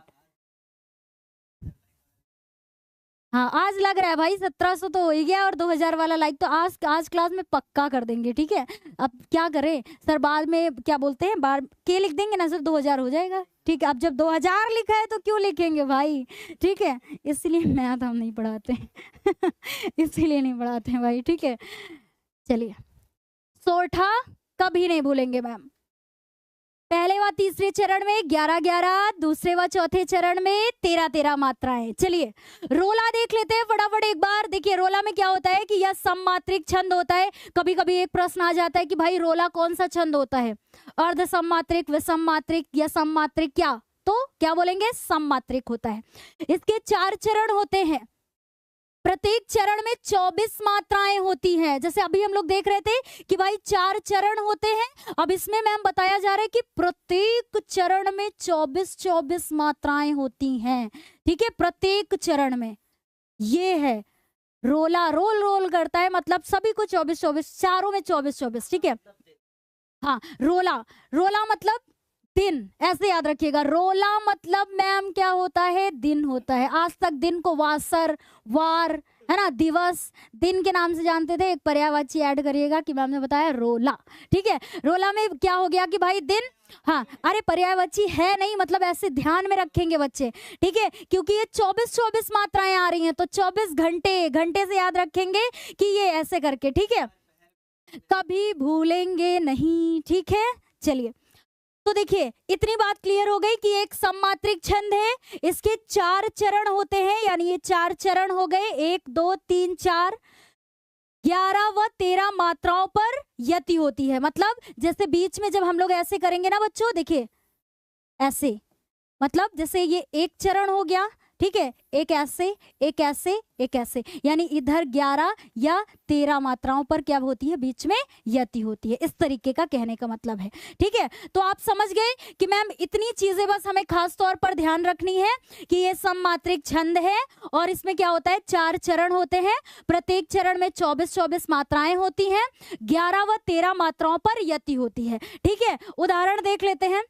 उदाहरण में देखिए, अब जैसे हम लोगों ने लास्ट वाला गणना का नियम देखा था ना बच्चों कि कभी कभी उच्चारण के तौर पर हम लोग गुरु को लघु मान लेते हैं। वही देखिए, पढ़ के देखिए, को पापहि पंचत्व प्राप्ति सुन जगमन धावत, ठीक है। अब बोल के देखिए, इसको बोल के देखिए, को नहीं बोलेंगे, को बोलेंगे, क्या बोलेंगे, को बोलेंगे, ठीक है। यानी उच्चारण के तौर पर हम लोग देखेंगे कि मैम यहाँ पर है को, ठीक है, तो को है तो बोलने में कम समय लग रहा है, इसलिए इसको लघु मानेंगे, इसको भी लघु मानेंगे। कभी कभी बच्चे मिस्टेक कर देते हैं कि मैम यहाँ तो ओ की मात्रा आई है तो उसको गुरु क्यों नहीं मानेंगे। बोल के देखिए, को नहीं बोलेंगे, को बोलेंगे, ठीक है। तो इसको लघु, लघु पापा ही में इसको गुरु मानेंगे, इसको लघु मानेंगे, इसको भी क्या मानेंगे, लघु मानेंगे, ठीक है। अब आपने देखा कि मैम यहाँ तो अनुस्वार आया है, अनुस्वार आया है तो इसको तो हमें गुरु मानना है, और यहाँ पर मैम ये संयुक्त अक्षर आया है और संयुक्त अक्षर अंत में आया है, इसलिए पहला वाला अक्षर गुरु माना जाएगा, इसको लघु माना जाएगा। आई एम राइट, है ना, सही है, मतलब एम आई राइट, है ना, यही तो बोलेंगे। अभी यहाँ क्या है भाई, प्राप्त सुन जगमन धावत। अब इसमें देखिए, एक तो मैम ये तो यहाँ गुरु होता ही, लेकिन खास तौर पर हमें ये देखना है कि ये संयुक्त अक्षर है और संयुक्त अक्षर अंत में आया है, इसलिए इसके पहले वाले को हम लोग गुरु मानेंगे, इसको लघु मानेंगे, इसको भी लघु मानेंगे, लघु मानेंगे, ठीक है। लघु लघु लघु लघु, इसको हम लोग गुरु लघु लघु। क्या देखते हैं कि 24 मात्राएं हैं, एक बार देख लेते हैं फटाफट, ठीक है, फटाफट देखते हैं। 1 2 3 4 5 6 7 8 9 10 11, देखिए 11 मात्राएं हो गई, यति मिली, कॉमा लगा हुआ मिला, विराम मिला, है ना, ये यति हो गई, ठीक। अब देखा 11 इधर थी, फिर 12 13 14 15 16 17 18 19 20 21 22 23 24, 24 मात्राएं हो गई, क्योंकि गुरु को हम लोग 2 गिनते हैं, है ना, ये जो गुरु लगाते हैं इसको हम लोग 2 इसकी मात्राएं मानते हैं, और ये जो लघु बोलते हैं इसको हम लोग 1 मानते हैं, ठीक है। तो इस तरीके से हम लोगों ने गणना किया और 24 मात्राएं आ गई। क्या जो बच्चे अगर हमारी इसको देख करके नहीं अपने मन से कर रहे थे, तो क्या 24 मात्राएं आ गई उनकी? ओके, ठीक है, समझ में आ गया। अच्छा, ये आपका होमवर्क है, इन 3 मात्राओं को आप खुद से गणना करेंगे, ठीक है, ये होमवर्क है आपका, ये होमवर्क है, इनकी मात्राओं की गणना आप खुद से करेंगे। इतने सारे नियम पढ़े हैं, इतना मेरे द्वारा भी आपको जो है हम लोगों ने साथ में मिलकर भी किया, तो इन तीनों को आप खुद से करके देखेंगे। ओके, 24 मात्राएं सब में आएंगी। चलिए अब आगे देखते हैं कि भाई अब तो मैम प्रश्न आने वाले हैं, अब तो मैम प्रश्न आने वाले हैं, सर पोल के लिए तैयार हो जाएंगे, हो गए हैं, ठीक है। चलिए अब एक बार भाई फटाफट अब हम लोग प्रश्नों को कर लेते हैं। क्या हमारी बच्चा पार्टी प्रश्नों के लिए तैयार है? क्या प्रश्न के लिए तैयार है? फायर इमोजी के साथ में बताइए, सर की भाषा में, सर की भाषा में बताएंगे कि क्या आप सभी तैयार हैं। भाई आज तो वास्तव में बहुत ज्यादा मेहनत हो गई, है ना, वेरी गुड। चलिए तो क्या है कि एक बार बताइए, फिर हम लोग देखते हैं, पहला प्रश्न देखते हैं, ठीक है, जल्दी जल्दी करते हैं, वेरी गुड। हाँ तो स्टार्ट करते हैं, फिर पहला प्रश्न देखते हैं हम लोग, है ना। पहला प्रश्न देखते हैं, हमारी नजरों के सामने है भाई कि सोरठा छंद के प्रथम व तृतीय चरण में मात्राएं होती हैं। सोरठा छंद के प्रथम व तृतीय चरण में मात्राएं होती है। यही तो इतनी देर से अभी जब उसके पहले कह रहे थे तो बताया जा रहा था आपको कि भाई सोरठा छंद में 4 चरण होते हैं। पहले व तीसरे चरण में कितनी कितनी मात्राएं ऑप्शन में आपको दिया हुआ है, ठीक, 11 11 12 12 24 24 13 13। क्या होगा सही जवाब? क्या होगा कि सोरठा छंद के प्रथम व तृतीय चरण में, ठीक है, मात्राएं होती हैं, यानी कि पहले और तीसरे चरण में कितनी मात्राएं होती हैं भाई? 12 12 नहीं होती हैं, 24 भी नहीं होती हैं, 13 13 भी नहीं होती हैं। सही जवाब हो जाएगा 11 11 मात्राएं होती हैं, ठीक है, यानी विषम चरण में 11 11 मात्राएं होती हैं।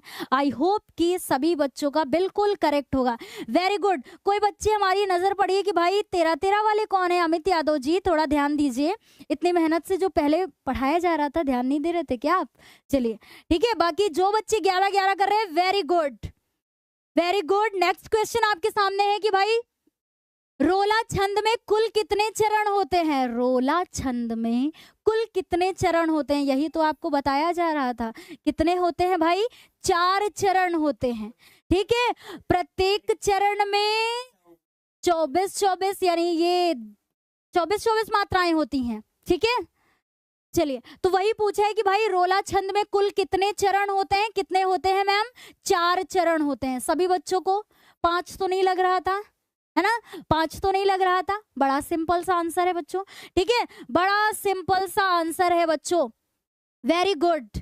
और ये चीज यकीन मान के मतलब आप चलिएगा बच्चों कि अगर एक बार आप पूरी क्लास को देख रहे हैं, जितना पिछला आपके साथ में डिस्कस किया गया है बच्चों, तो इनसे रिलेटेड जब आपकी परीक्षा में आपको प्रश्न देखने को मिलेंगे, कहीं बाहर से कोई भी प्रश्न नहीं मिलेगा बच्चों, विश्वास के साथ में, ठीक है, कि इनसे बाहर आपको कोई भी प्रश्न मिलेगा ही नहीं बच्चों।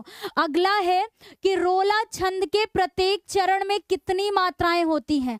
रोला छंद के प्रत्येक चरण में कितनी मात्राएं होती हैं, तो कितने बार आपको बताया गया है कि बच्चों 16 नहीं होती हैं, 13 भी नहीं होती हैं, 11 भी नहीं होती हैं, बल्कि 24 मात्राएं होती हैं। और 11 व 13 मात्राओं पर क्या होती है, यति होती है।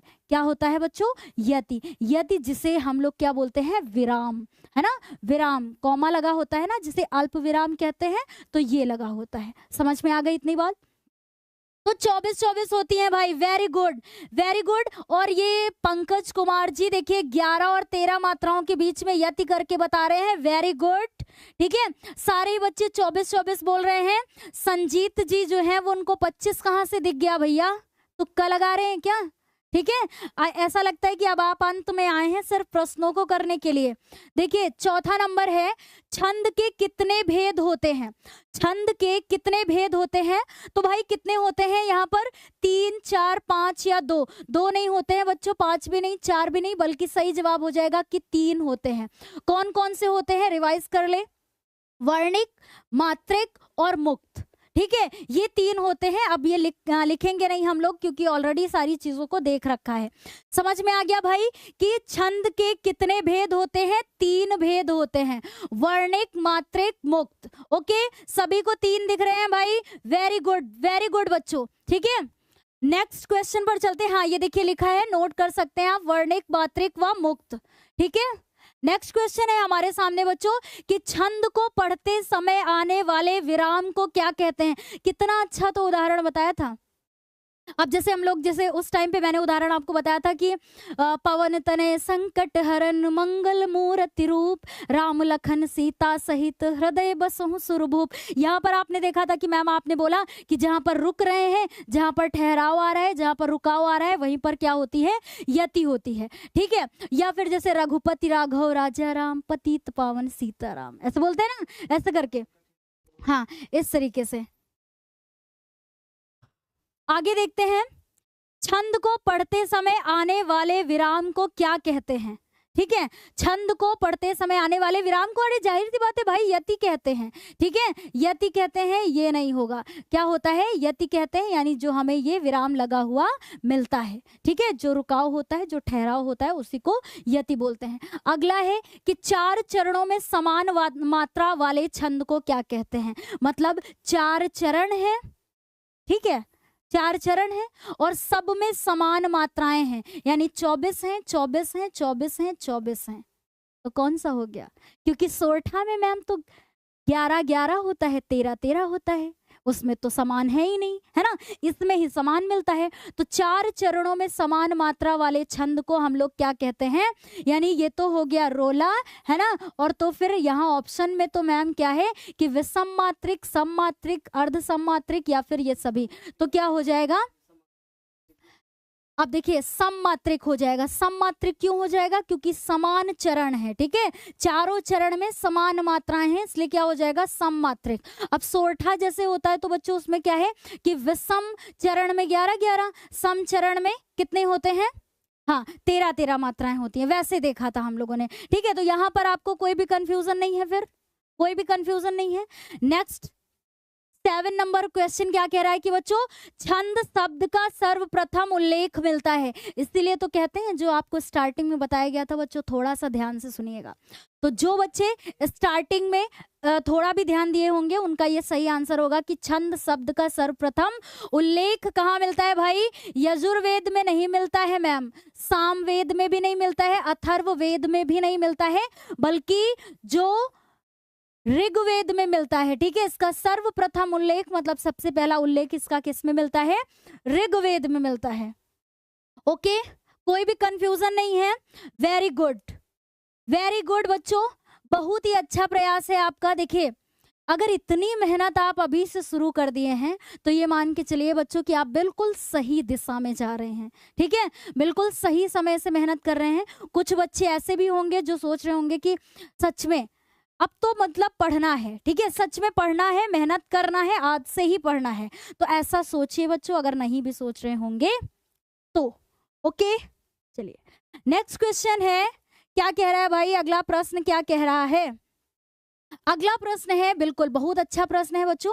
ऐसा प्रश्न परीक्षा में देखने को भी मिलता है कि कोई उदाहरण दे करके पूछ लेता है कि बताइए इसमें छंद कौन सा है, या इसमें छंद को पहचानिए। तो आपने देखा कि बच्चों, बंदहु मुनिपद कंज, रामायण जय निर्मय, सरवर सुकमल मंज, दोष रहित दूषण सहित, ऐसे देखा।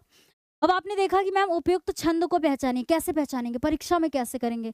देखिए, आपने तुरंत तो देख लिया कि मैम 4 चरण तो हैं, ये तो पहला चरण हो गया, दूसरा चरण हो गया, तीसरा हो गया, चौथा चरण हो गया। ठीक, अब जल्दी से काउंट कर लीजिए मात्राएं। ये अनुस्वार है, गुरु मानिए इसको 2। अब ये निशान मतलब ये इनके चिन्ह नहीं लगाएंगे, डायरेक्ट अब हम लोग गणना कर लेते हैं यहाँ पर। ठीक है, अनुस्वार लगा है, 2 मानेंगे इसको। ठीक है, 2 मात्रा यानी गुरु मानेंगे, तो गुरु को हम लोग 2 मानते हैं, तो 2 हो गया। ठीक है, ये 3 4, अनुनासिक लगा है ना, अनुनासिक लगा है, तो अनुनासिक को हम लोग क्या बोलते हैं? 1 मानेंगे। ठीक है, 1 मानेंगे, तो ये हो गया 2 3 4 5 6 7 8 9 10 11, 11 मात्राएं हो गई, यानी पहले चरण में 11 मात्राएं हो गई। ठीक, इसको 2 2, ठीक है, 3 4 5 6 7 8 9 10 11 12 13। दूसरे चरण में कितनी हो गई? 13 मात्राएं हो गई। इसको जल्दी से देखिए, 1 2 3 4 5 6 7 8 9 10 11। अब आपने तुरंत देख लिया कि मैम पहले चरण में 11 मात्राएं, तीसरे चरण में 11 मात्राएं, यानी पहले और तीसरे चरण में 11 11 दिख गई, विषम चरण में 11 11 दिख गई, इसीलिए सोरठा हो जाएगा बस। ठीक है, सोरठा हो जाएगा। परीक्षा में आप तुरंत पहले चरण में अगर 11 आ गई तो तुरंत आप तीसरा चरण देख लेंगे। ठीक है, 11 11 हो गई तो फिर सोरठा छंद हो जाएगा। सभी सोरठा ही करे, वेरी गुड। ठीक है, वेरी गुड, सभी का सही जवाब है। आगे चलते हैं कि रोला छंद में कितनी मात्राओं पर यति होती है? बहुत ही अच्छा क्वेश्चन। ठीक है, अभी मैंने किसी का नाम भी लिया था जो कि पहले ही वो यति बता रहा था। ठीक है, किसी का नाम लिया था, वो भूल गई क्या बोला था। कि रोला छंद में कितनी मात्राओं पर यति होती है भाई? 11 और 13 मात्राओं पर, 13 व 11 में, या 12 और 10 में, या इनमें से कोई नहीं। तो सही जवाब क्या हो जाएगा? मैम आपने बताया था कि 11 व 13 मात्राओं पर यति होती है। ठीक है, 11 व 13 मात्राओं पर यति होती है। यति यानी ये विराम हमें देखने को मिलता है। अगला प्रश्न है बच्चों, क्या है कि रोला किस प्रकार का छंद है? रोला किस प्रकार का छंद है? क्या है भाई? रोला किस प्रकार का छंद है बच्चों? सममात्रिक छंद है। ठीक है, ये नहीं होगा, ये भी नहीं होगा, ये भी नहीं होगा, सिर्फ सममात्रिक होगा। क्यों होगा? क्योंकि मैम आपने बताया कि उसमें 4 चरण होते हैं, प्रत्येक चरण में 24-24 मात्राएं होती हैं, चारों चरण में समान मात्राएं होती हैं, इसीलिए ये सममात्रिक छंद होगा। Very good. हाँ, और एक चीज और बच्चों की, देखिए हम लोगों ने इतने प्रश्नों को किया है, एक चीज आपको बता दूं कि अगर आप कंप्लीट हिंदी चाहते हैं, ठीक है, कंप्लीट हिंदी चाहते हैं कि मैम सारी चीज़ों को कवर कर लें, जिसमें हम लोग अनिवार्य संस्कृत तक भी कवर कर लें। ठीक है, तो हमारे बैच पर क्लासेस होती हैं बच्चों, जिसमें हम लोग सारे ही चैप्टर के ऐसे ही गद्यांश, पद्यांश, अनिवार्य संस्कृत में, ठीक है, इन सारी ही चीज़ों को कवर करते हैं बच्चों। तो अगर आप इन चीज़ों को कवर करना चाहते हैं तो आप उसको ज्वाइन करना ना भूलें। शक्ति बैच है और एक शक्ति 2.0 बैच है। ठीक है, इनको ज्वाइन कर सकते हैं, और हमारा ऐप भी चलता है बच्चों इन नामों पर। ठीक है, जिसमें आपको ज्ञानोदय के गुरुजी के नाम पर ये हमारा मतलब ऐप है, जिसमें ये बैचेस आपको मिलेंगे, जिसमें आपको सभी सब्जेक्ट के कंप्लीट नोट्स मिलेंगे बच्चों। ठीक है, हिंदी, इंग्लिश, मैथ, साइंस और सोशल साइंस भी यहाँ तक की। ठीक है, इतना समझ में आ गया। तो इस क्लास में भाई आपका बहुत ही अच्छा आज ये देखने को मिला कि कैसा आपका सपोर्ट था। ठीक है, और एक चीज और बताऊं कि ये सारे सब्जेक्ट ही मिलेंगे आपको उसमें। ठीक है, हिंदी, इंग्लिश, मैथ, साइंस और सोशल साइंस भी। ठीक है, और एक चीज और बच्चों बोलना चाहेंगे कि ये आज की क्लास को करने के बाद में बहुत ही अच्छा लगा कि लगभग इतनी संख्या में, जितनी संख्या में बच्चों ने स्टार्टिंग में ज्वाइन किया था क्लास को, और अंत समय तक लगभग 1 घंटे से ऊपर क्लास हो गई है। ठीक है, 1 घंटे से ऊपर क्लास हो गई है और लगातार बच्चे मतलब बने हुए हैं क्लास में। कोई बच्चा कह रहा है कि मैम एक बार लाइक के लिए बोलिए। ठीक है, अब तो बच्चे ही याद दिलाने लगे हैं भाई, क्या बात है। ठीक है, तो फटाफट आप सभी जाते जाते बच्चों, ठीक है, एक कमेंट भी करिएगा कि हमारी आज की ये क्लास कैसी लगी है, आपको कमेंट भी करिएगा। साथ साथ में क्लास को फटाफट आप सभी लाइक भी कर दीजिएगा। और जिन बच्चों को ऐसा लगता होगा कि वास्तव में ये इम्पोर्टेंट क्लास थी, एक बार फिर से इस क्लास को देखिएगा। जितने नियम आपको बताए गए थे उनको नोट करिएगा बच्चों, ईमानदारी से। ठीक है, हाँ, वेरी गुड। जो बच्चे थैंक यू कह रहे हैं, बहुत बहुत धन्यवाद। बहुत अच्छी बात है। ठीक है, अच्छा, अगर आपको कोई भी समस्या है फटाफट एक बार अच्छा देखिए, काव्य सौंदर्य के तत्व के अंतर्गत तो हम लोगों ने रस, छंद, अलंकार तीनों को कवर कर लिया है। अगर आपने छंद की क्लास तो देख ही लिया है ना। रस और अलंकार को देखना चाहते हैं तो इसकी लिंक आपको मिल जाएगी डिस्क्रिप्शन बॉक्स में, नीचे आप चेक करेंगे। ठीक है, सूरज कुमार जी बताइएगा आपकी जो है, ठीक है, आपकी इच्छा पूरी हो गई। सूरज कुमार जी बताइएगा कि आगे आप क्या चाहते हैं, अन्य मतलब टॉपिक आप लोग कौन सा चाहते हैं कि भाई हिंदी में और कौन सा टॉपिक लेकर के आया जाए। ठीक है, नेक्स्ट हम लोग टॉपिक कौन सा लेकर के आए जिनको हम लोग ऐसे ही डीप से मेहनत से उसको कवर करें। उज्जवल प्रताप जी बहुत बहुत धन्यवाद आपको, और सभी प्यारे बच्चे है ना, वेरी गुड। मैम गद्यांश नहीं आता है, अच्छा गद्यांश नहीं आता तो मैंने बताया ना बच्चों, ये सारी ही क्लासेस होती है, मतलब गद्यांश, पद्यांश, यहाँ तक कि जो आपका हिंदी में अनिवार्य संस्कृत भी होता है ना, उसमें भी तो श्लोक आते हैं जिनका आपको हिंदी अर्थ लिखना होता है, अनुवाद करना होता है, सभी कुछ कवर किया जाता है। ठीक है,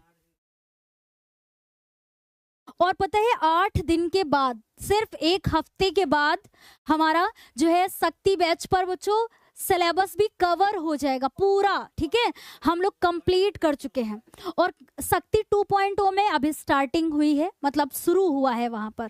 ठीक है, तो जिन बच्चों को जानकारी नहीं है, और आज एक चीज हमारे लिए आई है बच्चों, दिखाना चाहते हैं, ये क्या है, भगवत गीता। ठीक है, अभी मेरी नज़र पड़ी, आई थिंक कि पापा घर आ चुके हैं और वो ही ले करके आए हैं, मैंने उनसे मंगाया था। ठीक है, मैंने मंगाया था, और जैसे ही ये क्लास ओवर करने के बाद मैंने इधर की तरफ देखा तो ये सामने ही बच्चों लिखी मतलब रखी हुई मुझे मिली, और आज से नहीं, मतलब अब आज रात से नहीं, कल से। ठीक है, इसको एक एक पेज करके इसको स्टार्ट करेंगे पढ़ना।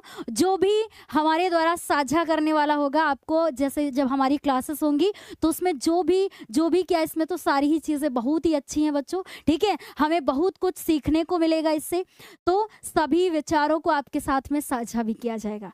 तो फटाफट बच्चों जाने से पहले एक कॉमेंट कीजिएगा, बताइएगा कि कैसी लगी है क्लास। ठीक है, बस ऐसे ही आप सभी मेहनत से पढ़ाई करते रहें, लाइक करना ना भूलिएगा, एक कमेंट जरूर करके जाइएगा। Okay, bye bye, take care and thank you.